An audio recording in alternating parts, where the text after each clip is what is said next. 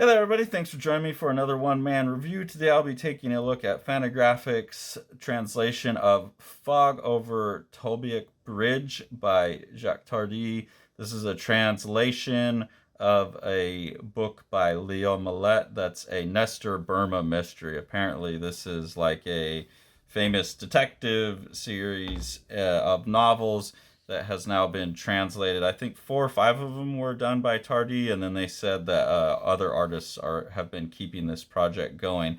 One of the things that seems to be pretty cool about this particular series is that it's always tracking where the person moved.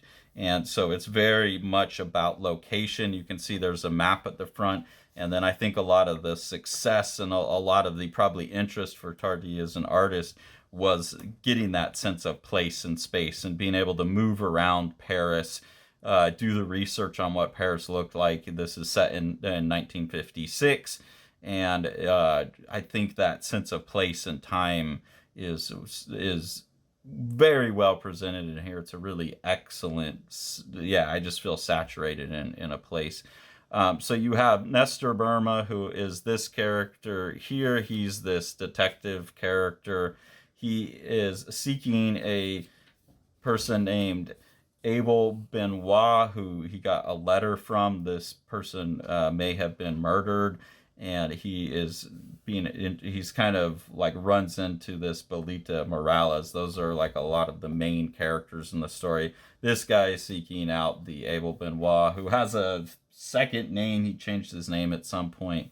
And so it's basically just like a hard-boiled crime noir type of story set in Paris in 1956. There's also a lot of political stuff in this book, just about like revolutionary movements going on. So a lot of the characters are anarchists, and it's documenting the infighting amongst the anarchists, which I think is really interesting. That this like fuck it, everyone live by your own rules society has all these like philosophical debates within them, like this is true anarchism, and it's like I don't know if I don't know if you can say that, man. Like that's kind of a self-contradicting, that which is the problem with a lot of those kind of groups that pop up. But anyways, there's a debate going on among them about like working within the system and obeying the law, or what they call them, the illegalists. They're talking about robbing money from a bank messenger. So there's kind of this subplot going on involving these anarchists that Nestor Burma is like intersecting with as he's exploring this other mystery. Pages like this give you a sense of what I'm talking about, where the sense of place is obviously one of the driving factors in the art. I think Tardi's art is made for that. Like his characters, he's never doing the most dynamic shots. His characters are kind of always seen from pretty flat on or just like slightly raised. I really actually enjoy that. Something I enjoy quite a bit about what Tardi's doing in this that I miss in a lot of current comics is he's actually not letting the things are obviously referenced. I don't know whether he went to them or he's got obviously to get like 1956. He's probably having to do some research and photo referencing. But there's none of the photographic distortions I see in drawings of perspective today, where people are obviously just tracing photos, or they're using some kind of 3D program that puts those like 4 or 5 point perspective distortions on things. Everything's always in a slight 3 point, or you got kind of the warp of the camera, the bulge. He's not doing any of that. He puts it back into like a 1 or 2 point, which it creates a grid that I just think looks a lot nicer on the page than like if this panel all of a sudden just had these like slightly flared out 3 point, super accurate. So I really like that. It feels to me like he's interpreting what he's looking at, and it does just give a really nice set of stable compositions and a really nice sense of place throughout the book.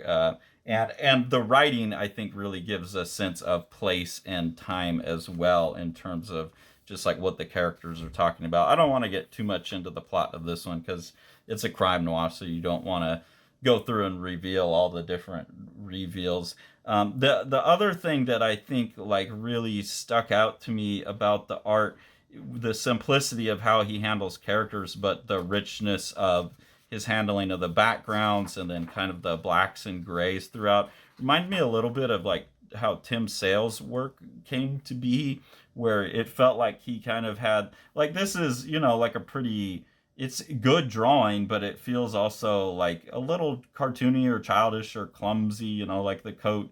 It's not like a Jaime Hernandez where you got all the perfect like cartooning folds or whatever. But it tells really great stories and then goes in on the background. And then the compositions, you know, really great compositions, really great use of contrast and all that stuff.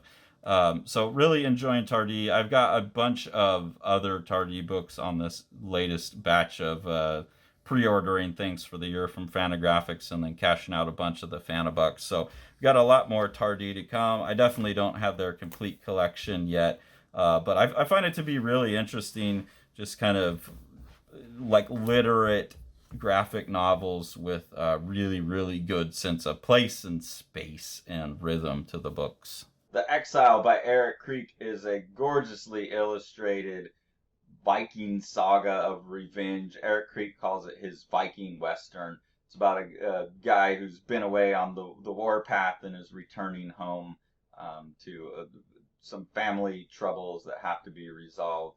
And this is told in just this amazing, like, kind of three-color art style that looks like old woodblock cuts or something. It's absolutely gorgeous book that you've got to pick up.